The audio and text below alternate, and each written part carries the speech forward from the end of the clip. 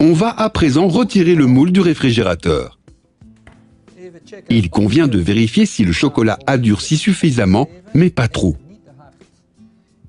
Lorsque le chocolat est vraiment dur, il se démoule facilement.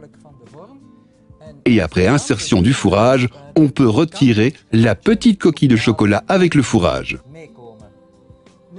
Parlons maintenant du fourrage. Sa texture joue un rôle important. Idéalement, elle doit être souple et moelleuse, pour faciliter l'insertion. Elle ne doit pas être trop liquide, car sinon, on aura des problèmes lors de la phase de fermeture.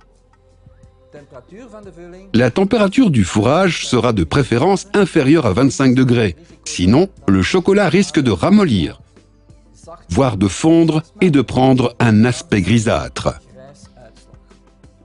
On va maintenant insérer le fourrage. On prend une poche à douille. On rabat la partie supérieure de la poche afin de ne pas souiller le bord.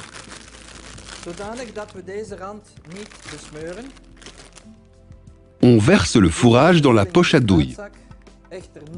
Pas trop toutefois, car cela compliquerait l'insertion du fourrage et on ne maîtriserait pas aussi bien celui-ci. On découpe un petit trou, dont la taille varie en fonction de la viscosité du fourrage. Plus le fourrage est liquide, plus l'ouverture sera petite. Attention lors du remplissage, il n'en faut ni trop ni pas assez. Et il faut surtout éviter les bavures sur le pourtour de la coquille, car elles empêcheraient la bonne fermeture de la praline.